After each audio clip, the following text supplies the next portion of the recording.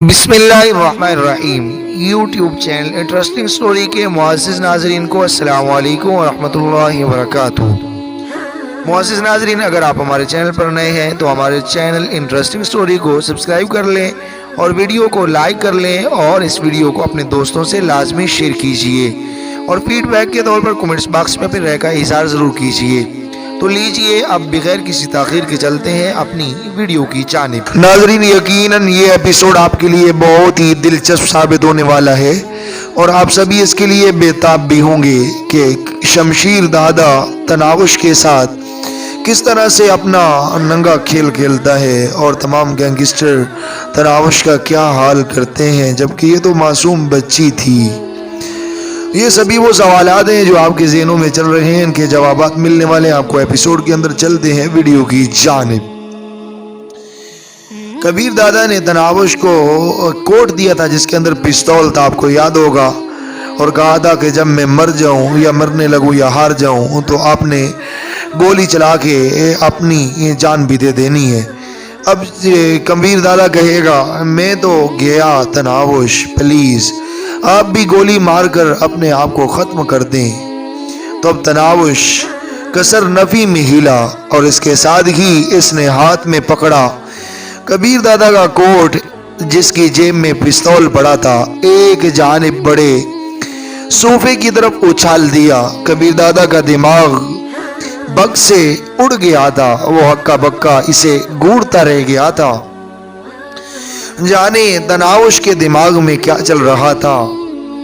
تناوش please, وہ منمنایا۔ نہیں، اس کی آواز سرگوشی سے بلند نہیں تھی مگر کبیر دادا کو یوں صاف سنائی دے رہی تھی جیسے وہ اس کے کانوں میں بول رہی ہو، حفاظت کا وعدہ کیا تھا نا تو پورا کریں، آپ کی دلہن، آپ کی گڑیا، آپ کی چندہ، صرف اور صرف آپ کی تناوش کو آپ کی ضرورت ہے۔ اگر اس حفاظت نہیں کر سکتے تو اس کا انجام بھی اپنی آنکھوں سے دیکھتے جائیں۔ اسی وقت شمشیر دادا نخود سے چلتا ہوا تناوش کے قریب پہنچ گیا تھا۔ اس کی طرف توجہ دیے بغیر وہ کبیر دادا کو گھورتی رہی، اسے بازوؤں سے پکڑ کر شمشیر دادا نے اوپر اٹھایا۔ وہ چھوٹی سی لڑکی اس دیو کے سامنے نظر بھی نہیں آ رہی تھی۔ یہ ہے وہ فاشا جس کی وجہ سے یہ سب کٹ راگ پھیلا ہے۔ شمشیر دادا کے لہجے میں غصہ اور نفرت ابل رہی تھی۔ تناوش کی وجہ سے کبیر دادا کا خود سے مقابلہ کرنا اسے ہضم نہیں ہو رہا تھا۔ بڑی آئی دوپٹے والی اس نے ایک ہاتھ سے تناوش کے سر پر اوڑا دوپٹہ کھینچ کر اتارا اور دور اچھال دیا۔ اس کے کالے سیاہ بال بکھر کر رہ گئے تھے۔ لے بھائی، اس اپسرا کو مکمل دیکھنے کے خواب تو ابھی پورا ہو جائے گا۔ نوشاد نے اخلاق حسین کی طرف جھکتے ہوئے غلیظ زبان کھولی۔ شرم کرو، تمہاری محبوبہ کو شمشیر دادا یوں بے عزت کر رہا ہے۔ اخلاق حسین نے مزاحیہ انداز میں جواب دیا۔ نوشاد فکر مندی اسے بولا، یار کہیں مار ہی نہ دے بیچاری کو، باقی تو خیر ہے، میرے جشن منانے کی ساری تیاری دری کی دری رہ جائے گی، کچھ نہیں ہوتا فاشا کو، نفرت بھرے لہجے میں کہہ کر اخلاق حسین وہاں دل پسند تماشا دیکھنے لگا۔ تناوش منہ سے کوئی آواز نکالے بغیر کبیر دادا کی طرف دیکھ رہی تھی، نہ کوئی رونا پیٹنا اور نہ شمشیر دادا سے بچنے کی کوشش کرنا۔ اس کا مان، اس کا ہیرو، اس کا محافظ زمین پر لہو لہان پڑا تھا، تو وہ کمزور نرم و نازک لڑکی کیا کر سکتی تھی؟ اور پھر کبیر دادا کے جسم کے اندر ایک انجانی قوت نے سر ابھارا، ایک ایسی قوت جس کا تعلق جسمانی طاقت سے نہیں ہوتا، یہ جان بچانے کی جبلت سے بھی کوئی آگے کی چیز تھی۔ چھاتی کے سامنے بازو ٹیکتے ہوئے وہ لرزتے ہوئے اٹھا، مگر جب کھڑا ہوا تو اس کے جسم میں لرزش ختم ہو گئی تھی۔ شمشیر دادا کا ہاتھ تناوش کے گریبان کی طرف بڑھ رہا تھا جب اس نے زوردار آواز میں پکارا، شمشیر علی۔ لڑائی ختم نہیں ہوئی۔ شمشیر دادا کو حیرت کا جھٹکا لگا تھا۔ زندگی میں پہلی بار کبیر دادا نے اس انداز میں آواز دی تھی۔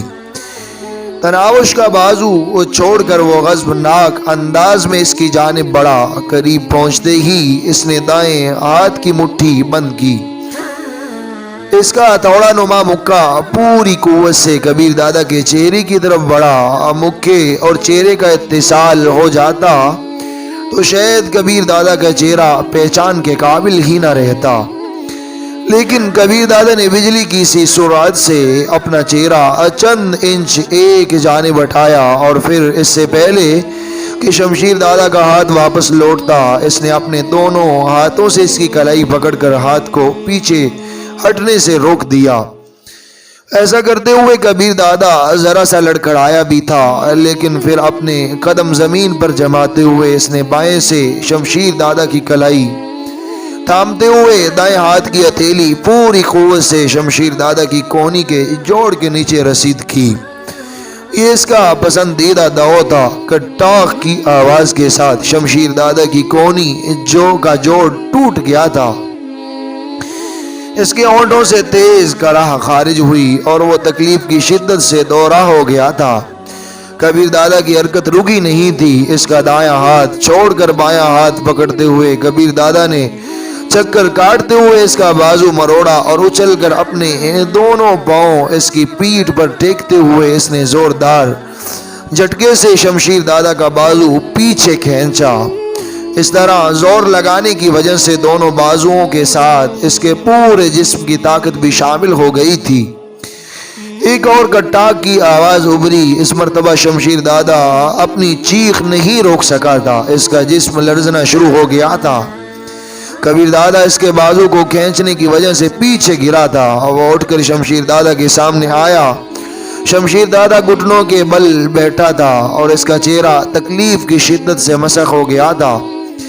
اسی وقت پاشا کی کار شہاب قصوری کی کوٹھی میں داخل ہوئی۔ کار روک کر وہ دروازہ بند کیے بغیر بھاگتا ہوا اندر حال کی طرف بڑھا۔ اندر گھستے ہی اسے کبیر دادا شمشیر دادا کے سامنے کھڑا نظر آیا۔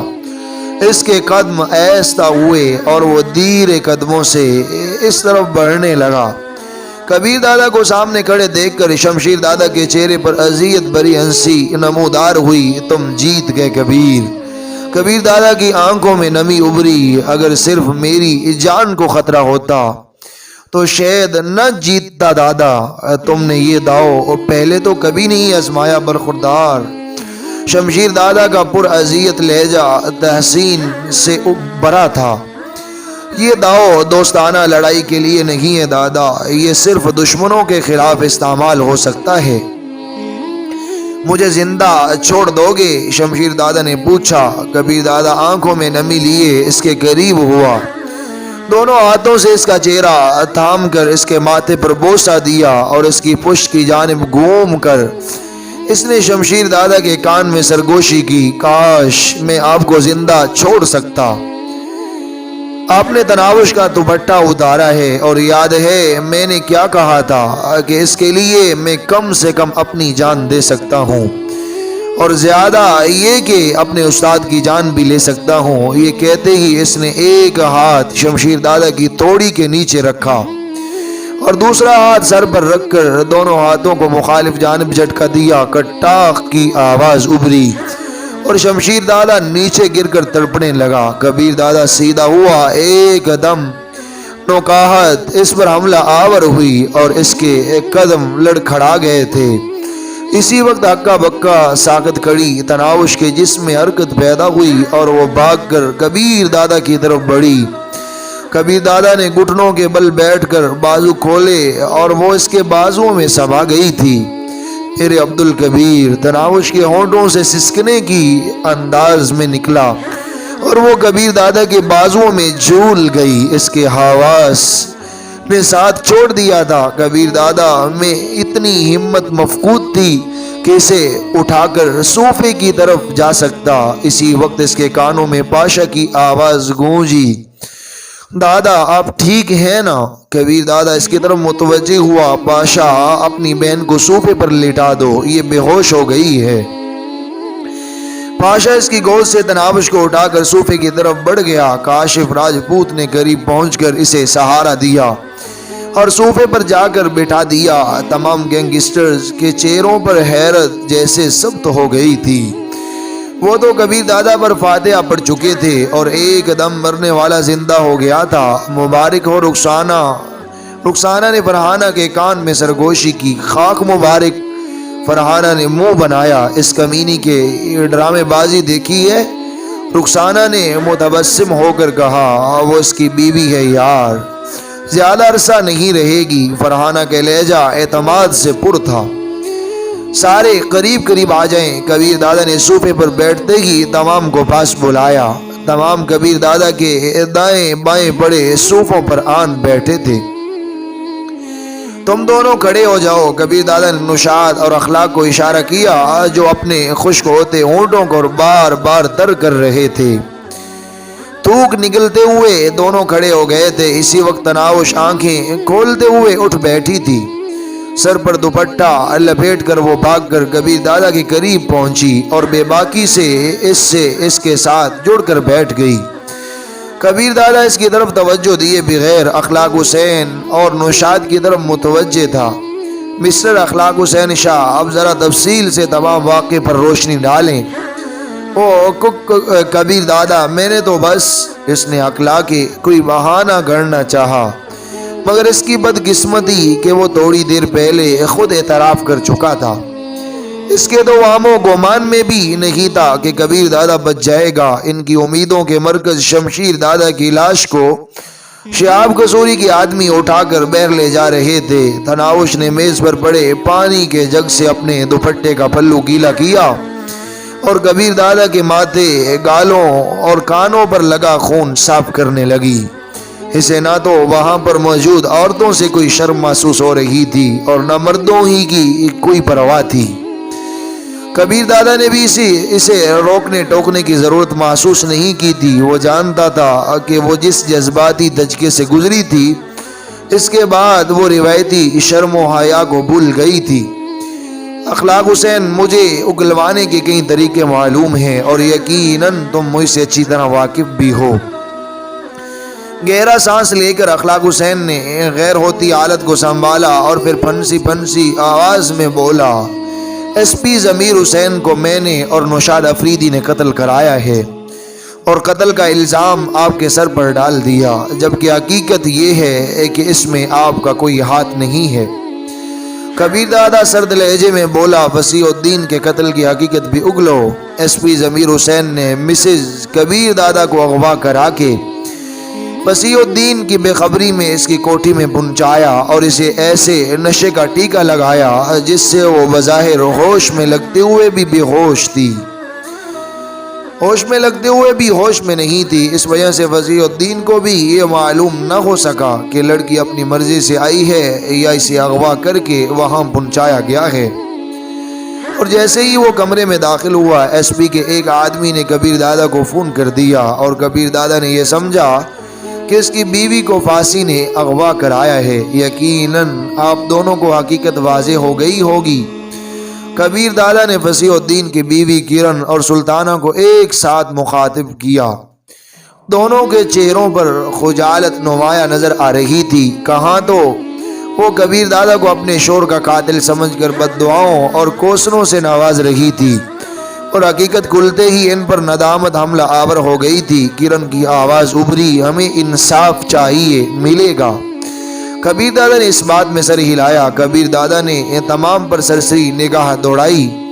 اس کی نظریں فرحانہ پر آ کر رک گئی تھی جو نفی میں سر ہلاتے ہوئے گویا باپ کی معافی کی طلبگار تھی۔ اپنے بارے اس کے دل میں چھپے جذبات سے بھی کبیر دادا اچھی طرح واقف تھا۔ اس کے زخموں کو صاف کرتی تناوش نے اچانک اس کے کان سے منہ لگا کر کہا، مزید کوئی قتل نہیں ہوگا۔ کھنگار کر گلا صاف کرتے ہوئے وہ بولا، تھوڑی دیر پہلے ان دونوں حضرات کا قتل میرے سر لگا تھا اور شمشیر دادا نے فیصلہ کیا تھا کہ میں دونوں بیواؤں کو 15 کروڑ روپیہ ادا کر کے معافی مانگوں گا۔ وہ فیصلہ میں تم دونوں پر بھی لاگو کرتا ہوں۔ تم دونوں اپنی اپنی جگہ 15 کروڑ دونوں بیواؤں کو دو گے۔ اور ہاتھ باندھ کر معافی مانگو گے، کیا تمہیں یہ منظور ہے؟ ان کے چہروں پر اطمینان ابھرا اور وہ بیک زبان بولے منظور ہے۔ یہ تو تھا ناجائز قتل ہونے والوں کا فیصلہ، اب جو سازش میرے خلاف تیار کی گئی تھی اس کے لیے بھی وہی فیصلہ ہوگا جو شمشیر دادا نے کیا تھا۔ آج کی رات فرحانہ میرے ساتھ گزارے گی اور کل نغمہ بیگم۔ اس پر کوئی اعتراض؟ کبیر دادا کی بات پر فرحانہ کا چہرہ خوشی سے کھل اٹھا تھا، اس نے شرما کر سر جھکا لیا تھا۔ اخلاق حسین اور نوشاد افریدی کے چہروں پر 12 بجنے لگے تھے۔ اخلاق حسین اکلایا، ہم معافی چاہتے ہیں کبیر دادا، ہم سے غلطی ہو گئی، کوئی اور سزا تجویز کر دیں۔ کبیر دادا زیر خند لہجے میں بولا، جب یہ سزا شمشیر دادا نے میری بیوی کے لیے تجویز کی تھی اس وقت تم خاموش بیٹھے تھے۔ کبیر دادا کی بات پر دونوں نے سر جھکا لیا۔ ناظرین، یہ ناول ابھی تک جاری ہے۔ آیا کبیر دادا جو ہے وہ اخلاق حسین اور نوشاد افریدی کی بیٹیوں کو اپنے ساتھ رات گزارنے پر مجبور کرے گا؟ کیا ہوگا؟ ظاہری بات ہے کہ کبیر دادا کا سامنا تو کوئی کر نہیں سکتا۔ اب کبیر دادا کیا کرے گا؟ ان کی نوشاد افریدی اور اخلاق حسین کی بیٹیوں کو اپنے ساتھ رات گزارنے پر مجبور کرے گا اور لے جائے گا، اور پھر تناوش کا کیا رد عمل ہوگا؟ کیسے یہ اگلی سٹوری چلے گی؟ کیا ان کا انجام ہوگا اور ان گینگسٹروں کے ساتھ کبیر دادا کیا کرے گا؟ یہ تو آپ کو چلے گا نیکسٹ ایپیسوڈ میں پتہ۔ اور جنہوں نے تناوش کو اغوا کیا تھا سپاہیوں نے، ان کا کبیر دادا کیا حال کرے گا؟ یہ سبھی وہ سوال ہیں جن کے جوابات آپ کو نیکسٹ ایپیسوڈ میں ملیں گے۔ میں امید کرتا ہوں کہ آپ کو یہ ناول بہت زیادہ پسند آیا ہوگا۔ ہم چاہتے ہیں نیکسٹ ایپیسوڈ جلد اپلوڈ کیے ہیں۔ پلیز اگر نیو ہیں تو سبسکرائب کر لیجیے، ویڈیو کو لائک اور شیئر کیجیے، کمنٹ باکس میں اپنے رائے کا اظہار ضرور کیجیے۔ یہ ناول اپنے اختتام کو پہنچ رہا ہے اور اس کے ساتھ ایک دوسرا ناول شروع ہوا ہے جو کہ بہت انٹرسٹ ہے، تو پلیز اس کو بھی واچ کیجیے گا۔ وہ بھی جاتی نیکسٹ ایپیسوڈ تک۔ اللہ حافظ، جزاکم اللہ خیر۔ آپ اپنا چینل انٹرسٹنگ سٹوری